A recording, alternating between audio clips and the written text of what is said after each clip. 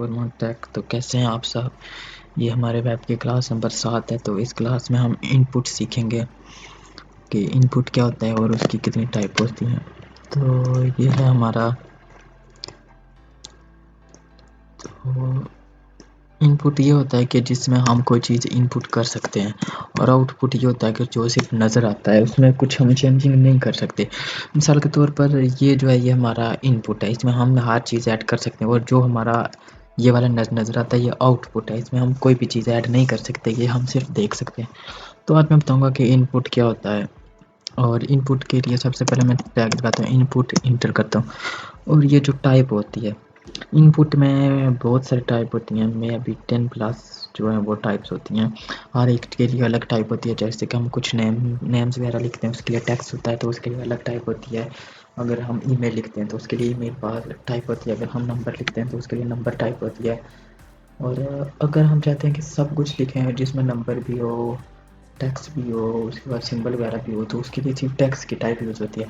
अगर हम password use करते हैं तो उसके लिए पासवर्ड की टाइप होगी। अगर हम इमेज यूज़ करते हैं या बटन वगैरह यूज़ करते हैं, कलर, डेट, टाइम, और हर किसी के लिए अलग टाइप होती है। तो तभी मैं बता देता हूँ कि इनपुट होता क्या है। जी हम सबसे पहले करते हैं टाइप टेक्स्ट। तो ये आगे इसमें हम टेक्स्ट टाइप करते हैं। ये देखो इसमें टेक्स्ट भी हो सकता है, नंबर भी हो सकते हैं, सिंबल भी हो सकता है, हर चीज़ इसमें ऐड हो सकती है। अच्छा, ये इनपुट से पहले मैं आपको बता देता हूँ लेबल का टैग। लेबल इनपुट के साथ यूज़ होता है। सबसे पहले मैं आपको बताता हूँ लेबल होता है क्या है, उसके बाद हम इनपुट पढ़ेंगे, क्योंकि जो लेबल है वो इनपुट के साथ साथ ही यूज़ होता है।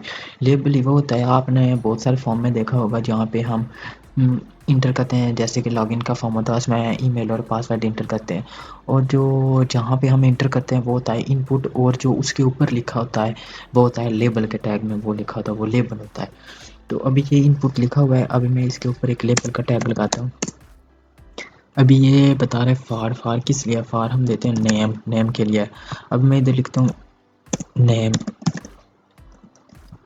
वो ये देखो ये इसके पीछे आ गया। अगर मैं इसके आगे बीआर का टैग लगाऊंगा तो ये इसके ऊपर आ जाएगा। ये हम दोनों तरह से यूज़ कर सकते हैं, हम इसके पीछे भी यूज़ कर सकते हैं और इसके ऊपर भी यूज़ कर सकते हैं। ये होता है लेबल का टैक्स। बहुत सारे फॉर्म में वो इनपुट के पीछे यूज़ हुआ होता है और बहुत सारों में इनपुट के ऊपर यूज़ हुआ होता है। तो इसमें हम CSS में जाके इसकी डिज़ाइनिंग वगैरह कर सकते हैं, इसको जो बोल्ड वगैरह कर सकते हैं। अगर मैंने इसको बोल्ड करना है तो उसके लिए मुझे बी का टैग लगाना पड़ेगा। ये है बी का टैग होता है बोल्ड करने के लिए। तो ये अब हो गया बोर्ड। अगर मैंने फ़ॉन्ट साइज़ का बढ़ाना है तो वो सब कुछ जाके CSS में कर सकते हैं। तो ये हमने किया है इनपुट टैग्स। तो नीचे में 2 BR लगा देता हूँ। अब मैं दोबारा लेबल का टैग लगाता हूँ और इसमें मैं लिखता हूँ नंबर के लिए ये, और इसमें लिख देता हूँ फ़ोन नंबर लिख देता हूँ। और ये देखो ये आ गया नंबर। तो एक मैं इसके लिए बोल्ड का टैग यूज़ कर लेता हूँ।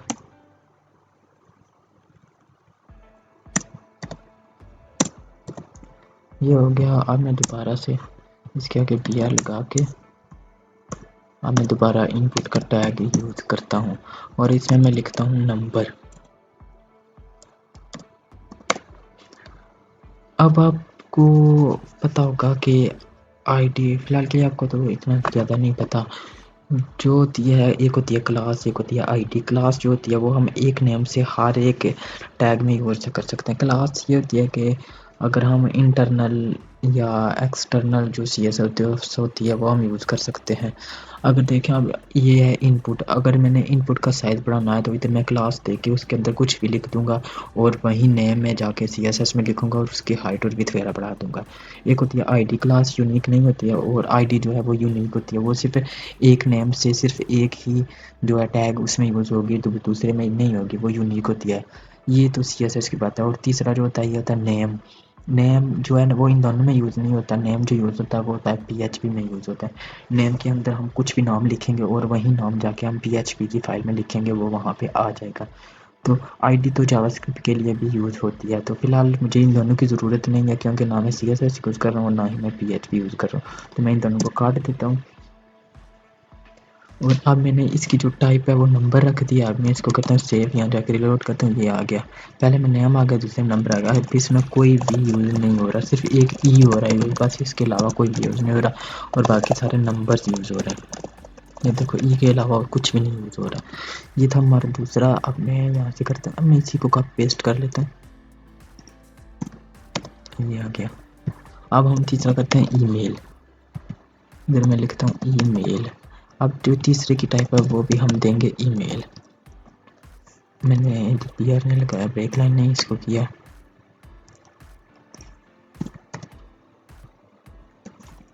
ये आ गया। अब तीसरा ईमेल है। ईमेल में हम अभी तो ये काम कर रहा है, लेकिन जब हम बटन लगाएंगे तो जैसे मैं इस लिखा हुआ है, जैसे मैं बटन पे जाकर क्लिक करूँगा इधर एक मैसेज आ जाएगा कि आपने जो है इसमें @ नहीं डाला हुआ। अभी भी देखना आ रहा होगा, अभी नहीं आ रहा, इसलिए नहीं आ रहा। जैसे मैं बटन पे क्लिक करूँगा इधर मैसेज आ जाएगा कि आपने ये @ इसमें नहीं लिखा, .com भी नहीं लिखा। तो ये आ गया। अब हमारा चौथा होता है पासवर्ड। ये पासवर्ड के लिए इसकी टाइप मैंने पासवर्ड लिख दी। पासवर्ड की क्या होता है कि वो हाइड होता है, वो एक स्टैटिक टाइप का नज़र आ रहा होता है, उसमें जो है नंबर्स वगैरह नहीं नज़र आ रहे होते। तो मैंने लेबल में भी इसमें लिखना है पासवर्ड। ये है। तो अभी देखना, पहले में वो हर चीज़ ले रहा है, सिंबल्स वगैरह हर चीज़। दूसरे में वो सिर्फ नंबर वगैरह ले रहा है और तीसरे में अगर @ ना हो तो वो मैसेज दे देगा, लेकिन अभी नहीं देगा। जब हम बटन लगाएंगे तो उसके बाद जाके देगा। और चौथे में हम जो भी कुछ लिखेंगे नंबर सिंबल्स वगैरह वो शो नहीं होंगे। उसके लिए अगर हमने इसको शो करवाना है, वो जैसा आपने देखा होगा कि यहाँ पे इसके लास्ट पे एक आई मतलब जैसे आँख का निशान होता है, हम उस पर क्लिक करते हैं तो ये शो हो जाता है, फिर दोबारा क्लिक करते हैं ये हाइड हो जाता है। तो वो जाके जावास्क्रिप्ट में होता है। तो ये आपको समझ आ गया कि ये हम टाइप देते हैं। अब ये पासवर्ड की जो टाइप थी इसमें ये पासवर्ड नज़र नहीं आ रहा। ईमेल की टाइप थी वो जैसे हम बटन लगाएंगे, बटन पे क्लिक करेंगे तो वो हमें मैसेज दे देगा कि आपकी जो है इसमें @ नहीं लगा हुआ। अब आपने देखा होगा कि जो होता है जेंडर होता है मेल एंड फीमेल, उनमें हम क्लिक करते हैं, मेल फीमेल कस्टम वगैरह पे क्लिक करते हैं, उन दोनों में से एक पे ही क्लिक हो सकता है। तो उसके लिए जो टाइप यूज़ होती है वो होती है रेडियो की टाइप यूज़ होती है। तो ये मैं यहाँ पे 2 भी लगा देता हूँ और इसके नीचे मैं करता हूँ इनपुट, इसको मैं कर देता हूँ रेडियो। और यहाँ पे मैं पहले मैंने लिखना है ना, लेबल का टैग लगाना है। इधर मैंने लिखना है जेंडर, इधर भी मैंने लिखना है जेंडर। मैं लिख देता हूँ मेल, ये आ गया मेल। अभी सिर्फ मेल आया है तो इसको मैं करता हूँ, इसके आगे मैं BR का टैग लगा देता हूँ, इसको मैं बोल्ड कर देता हूँ। उसके बाद दूसरा मैं करता हूँ इनपुट, क्योंकि 2 होता है मेल एंड फीमेल, तो इसमें भी मैं दे देता हूँ रेडियो और आगे मैं लिख देता हूँ फीमेल। वो दोनों आगे, अब ये दोनों पे टिक हो रहा है क्योंकि मेल और फीमेल दोनों में से एक पे टिक हो सकता है। अब ये तो नहीं हो सकता कि एक मेल भी है और फीमेल भी है और तीसरा कस्टम होता है या प्राइवेट नोन से होता है, ऐसा कुछ तीसरा लिखा होता है। तो ये तो नहीं हो सकता कि दोनों में से दोनों ही हैं कि मेल और फीमेल, इनमें से एक ही क्लिक होता है। तो उसके लिए हम जो है यूज़ करेंगे नेम, और नेम के अंदर जो होगा वो सेम ही दोनों में होगा। अभी मैं यहाँ पे करता हूँ नेम, इसमें मैं लिख देता हूँ जेंडर और इधर मैं लिख देता हूँ नेम और जेंडर लिख देता हूँ। अब ये दोनों में से एक पे क्लिक होगा, देखो एक पे अब एक क्लिक हो रहा है, अब दोनों में क्लिक नहीं हो रहा। अब ठीक है कि कोई एक ही हो सकता है, मेल हो सकता है या फीमेल हो सकता है, जो भी नाम होगा मैं सेम ही इनमें होगा। अगर जी है तो जी ही सेम दोनों में होगा। देखो अगर दोनों का नेम सेम नहीं होगा तो वो दोबारा से दोनों पे क्लिक हो जाएगा। ये देखो दोनों पे क्लिक हो रहा है, तो जो भी होगा ये दोनों के नेम सेम ही होंगे। तो मैं जेंडर दोनों का कर देता हूँ, यह हो गया। उसके बाद ये तो आपने देखा। अब फॉर्म में हमें ये होता है कि आपने कौन कौन सी लैंग्वेज जो है वो आप बोल सकते हैं, या इसके अलावा और क्या होता है कि आपके हॉबीज़ कौन कौन सी, तो नीचे क्लिक होते टिक होते हैं, हम उन पे के ऊपर टिक लगाते जाते हैं। तो उसके लिए जो यूज़ होती है टाइप होती है चेक बॉक्स की टाइप यूज़ होती है। तो इधर मैं इसको कर देता हूँ इधर मैं लिख देता हूँ लैंग्वेज।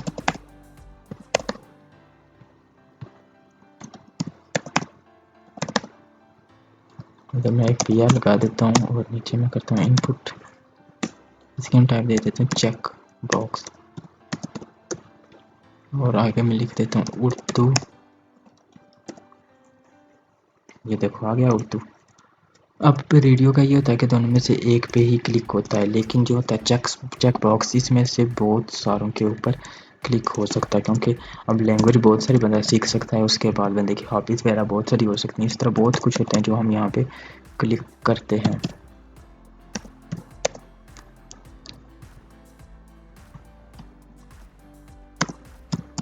पंजाबी उसके बाद और क्या कर देते हैं,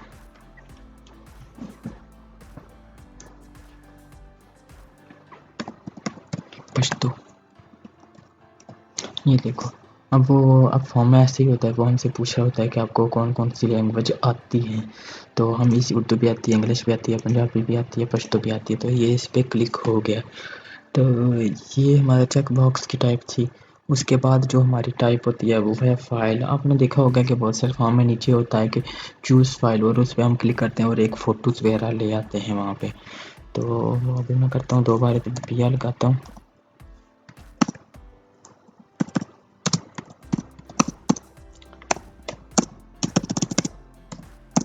लिख देता हूँ मैं फाइल, फिर मैंने लिया लिखा, इधर मैं इनपुट की टाइप दे देता हूँ फाइल।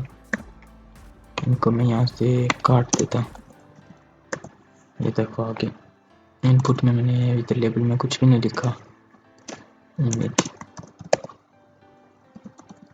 ये आ गया। तो अभी ये जो फाइल है चूज़ फाइल, इस पर मैं क्लिक करूँगा तो ये आ गए। इसमें वीडियोस भी आ रही हैं, ये देखो वीडियोस भी आ गई, पिक्चर्स भी आ गई, ऑडियोज़ भी आ गई, हर चीज़ आ गई है। तो ये तो बहुत ही मतलब अच्छा नहीं है, क्योंकि जो हम डेटाबेस में जो डोमेन वगैरह खरीदते हैं उसमें एक लिमिट तक हमारे पास जो है डेटा होता है कि आप 20 जीबी तक 30 जीबी तक यहाँ ऐड कर सकते हैं। अगर कोई बंदा यहाँ पे आके चूज़ फाइल पे आके कोई एक पूरी मूवी या 300-400 MB की फ़ाइल जो है वो एक साथ मतलब एक बार ही ऐड कर देता है, तो ये तो फिर अच्छा ना हुआ, क्योंकि वो हमारा डेटाबेस फिर बहुत जल्दी जो है वो वहाँ पे बच जाएगा, और फिर जो है हमारा नया डेटाबेस लेना पड़ेगा, या उसी में जो हमारा डेटा है और स्टोरेज है वो ज़्यादा करनी पड़ेगी। तो उसका भी एक चीज़ है कि वो हम यहाँ पे लिख देते हैं कि ये सिर्फ तस्वीरें ही एक्सेप्ट करेगा, इसके अलावा और कोई चीज़ एक्सेप्ट नहीं करेगा। तो उसके लिए मैं यहाँ से करता हूँ ना एक्सेप्ट लिखता हूँ और इसमें लिख देता हूँ इमेज। इमेज आ गया, ये आ गया। अभी मैं इसको करता हूँ यहाँ पे, अभी भी ये वीडियोज़ ले रहा है। तो फिर हम लिखेंगे आगे स्टैटिक, ये लिख के फिर स्टैटिक लगा देंगे। अभी देखना, अभी ये सिर्फ तस्वीरें ही ले रहा है, देखो इधर वीडियोस थी बहुत सारी लेकिन ये सिर्फ तस्वीरें ही ले रहा है, ये वीडियोस नहीं ले रहा। तो ये अब मैं आपको दिखाता हूँ। अभी मैंने इसको काट दिया और देखना अभी मैंने कोई दूसरा फोल्डर ओपन नहीं किया, इसमें वीडियोस भी हैं। ये देखो 2 तस्वीरें हैं और 6 वीडियो है। अभी मैं कैंसिल करके यहाँ मैंने स्टारिक लिखा तो ये देखो अब सिर्फ ये तस्वीरें ले रहा है। और उसके बाद आपने देखा होगा कि तस्वीरों की बहुत सारी टाइप होती है, PNG, JPG, GIF, GIF जो होती है, इस तरह की बहुत सारी टाइप होती हैं। अगर ये कुछ वेबसाइट में होता है कि सिर्फ आप PNG की फ़ाइल डाल सकते हैं या सिर्फ JPG की फ़ाइल डाल सकते हैं ऐसा होता है। तो हम जो है यहाँ पे लिख देते हैं कि हर कोई डाल सकता है, मतलब जो भी टाइप हो वो हम डाल सकते हैं इसमें। तो उसके लिए मल्टीप्लाई होगा और उसको हम कर देंगे ट्रू। ये मैंने ट्रू कर दिया। अब ये जो है ये रिलोड हो गया। अब ये हर किस्म की फ़ाइलें जो है वो ऐड करेगा इसमें, मतलब जिफ की फ़ाइल ऐड करेगा, SVG की करेगा, PNG, JPG हर चीज़ की फ़ाइल करेगा। तो आज की क्लास हमारी यहीं तक थी। मैं नहीं चाहता कि हमारी क्लास बहुत ही ज़्यादा लंबी हो जाए और आप सुनते-सुनते बोर हो जाएँ, तो इसलिए जो है मैं छोटी-छोटी क्लास दे रहा हूँ, ताकि आप जो है थोड़ा-थोड़ा जो है एक-एक दिन में थोड़ा-थोड़ा सीखें, या थोड़ा-थोड़ा टाइम में जो सीखें जो आपको समझ भी आ रही हो। तो जब मैं जो वीडियो अपलोड्स वगैरह करूँगा, उनमें जो ये कोडिंग चीज़ जो रोज़ की कोडिंग मैं करता हूँ, वो उसमें मैं डिस्क्रिप्शन में लिख दूँगा। अगर फिर भी आपको समझ नहीं आ रही, तो फिर आप दोबारा मुझे कमेंट्स वगैरह कर सकते हैं, तो उसका मैं आपको दोबारा से फिर एक लेक्चर दे दूँगा। तो मिलते हैं हमारी नेक्स्ट क्लास में, तब तक के लिए कीप स्माइलिंग एंड खुदा हाफिज़।